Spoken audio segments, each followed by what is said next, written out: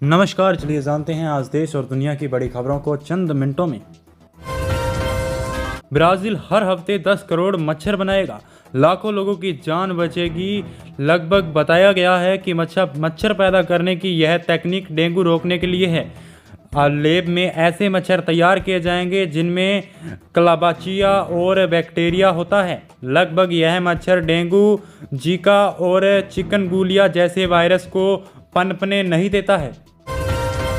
जम्मू कश्मीर के मुख्यमंत्री उमर अब्दुल्ला पर आई लव मोहम्मद लिखने के लिए दर्ज हुई एफआईआर पर सवाल उठाया है कि उन्होंने कहा कि पैगंबर मोहम्मद के प्रति प्रेम जताना अपराध कैसे हो सकता है। यह विवाद तब शुरू हुआ जब कानपुर पुलिस ने 4 सितंबर को 12 जुलूस के इस नारे वाले पोस्टर लगाने से 9 लोगों को एफआईआर के तहत गिरफ्तार कर लिया। अब घर बैठे चुटकियों में होगा आधार अपडेट, केंद्र सरकार लॉन्च करेगी ई आधार मोबाइल ऐप। इससे यूआईडीआई द्वारा बनाए जा रहे हैं ई आधार ऐप की मदद से जल्द ही स्मार्टफोन के जरिए आप घर बैठे ही अपना नाम, पता और जन्म तिथि जैसी जानकारियां अपडेट कर पाएंगे।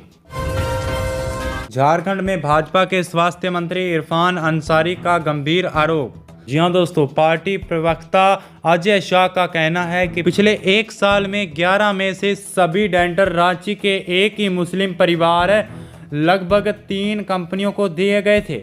उन्होंने इसे इंतफाक या फिर सुनेतियों लूट बताते हुए इस मामले की जांच की मांग करी है। अजय शाह ने कहा है कि हिंद सप्लायर और ग्लोबल सप्लायर नाम यह तीनों कंपनियां एक ही घर से चलाई जा रही हैं।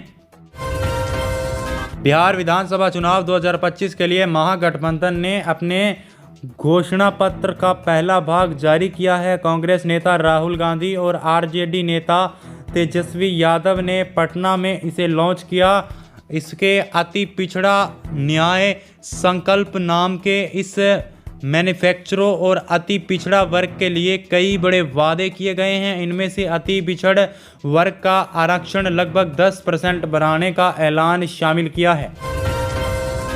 केंद्र सरकार ने देश भर के रेलवे कर्मचारियों को बड़ा तोहफा दिया है। प्रधानमंत्री नरेंद्र मोदी ने 1866 करोड़ के उत्पादकता आधारित बोनस की मंजूरी दी है। यह बोनस कर्मचारियों के 78 दिनों के वेतन को बराबर करेगा। इससे लगभग 10,1100 कर्मचारियों को फायदा मिलेगा। रेल मंत्री अश्विनी वैष्णव ने कहा है कि यह बोनस दशहरा और दिवाली से पहले कर्मचारियों को उत्साह बढ़ाएगा।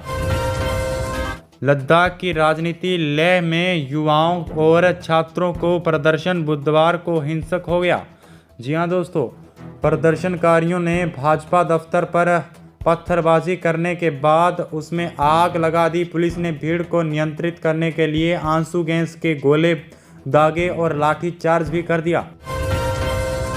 अमेरिकी राष्ट्रपति डोनाल्ड ट्रंप के कागजी शेयर वाले बयान के बाद रूस ने तीखी प्रतिक्रिया दी है। क्रिमिनल ने कहा है कि ट्रंप एक बिजनेसमैन है जो दुनिया को ऊंची कीमत पर अमेरिका तेल और गैस खरीदने के लिए मजबूर कर रहा है।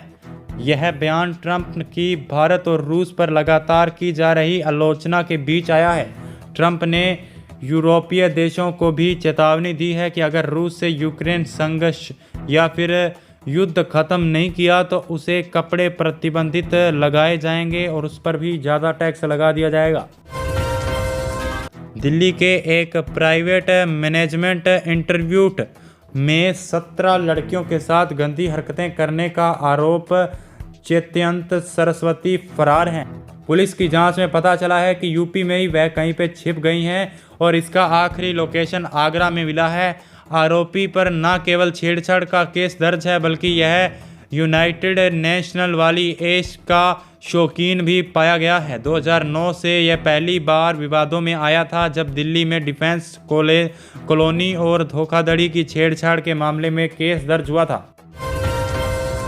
अहमदाबाद में सड़क चौड़ीकरण के लिए लगभग 400 साल पुरानी मंचा मस्जिद का एक हिस्सा तोड़ा जाएगा। मस्जिद ट्रस्ट और याचिका के गुजरात हाईकोर्ट ने खारिज कर दिया है। कोर्ट ने कहा है कि यह परियोजना जनहित में और वक्फ एक्ट और प्रावधान इसमें लागू नहीं होंगे। अहमदाबाद नगर निगम ने मस्जिद के हिस्से को शांतिपूर्वक खाली करने का नोटिस दे दिया है। बिहार की राजनीति में गर्माहट बढ़ गई है। बीजेपी नेता अमित मालवीय ने विपक्ष के नेता तेजस्वी यादव पर बड़ा बयान दिया है। उन्होंने कहा है कि तेजस्वी को आरजेडी का औरंगजेब करार दिया है और उस पर आरोप भी लगाया है। उन्होंने पहले भाई की राजनीति खत्म कर देने की और अब पिता की मजबूरी की कैद जैसी स्थिति पर चुप रहने का विवश कर दिया है। उन्होंने कहा है कि मालवीय ने कहा है कि राजद का असली रिमोट संजय यादव के हाथों में है। सुप्रीम कोर्ट ने वरिष्ठ जज और अगले सीसीआईजी बनने वाले जस्टिस सूर्यकांत को मंगलवार को खड़ा रुख दिखाया है। उन्होंने लगभग कहा है कि किसी मामले की तहकीकात अगर सुनवाई तभी होगी जब किसी को फांसी होने वाली हो। यह बयान उन्होंने एक वकील को फटकार लगाते हुए दिया है जिसने नीलामी रोकने के लिए एजेंसी सुनवाई की मांग की थी।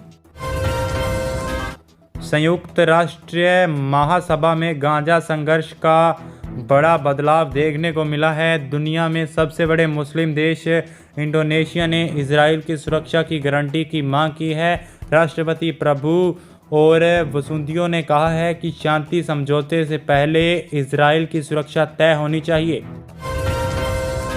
जम्मू कश्मीर की 4 खाली राज्यसभा सीटों पर चुनाव की तारीख घोषित कर दी है। 24 अक्टूबर को इन सभी सीटों पर मतदान होगा। लगभग यह सीटें 2021 से खाली पड़ी थी और लंबे समय से चुनाव नहीं हो पा रहा था।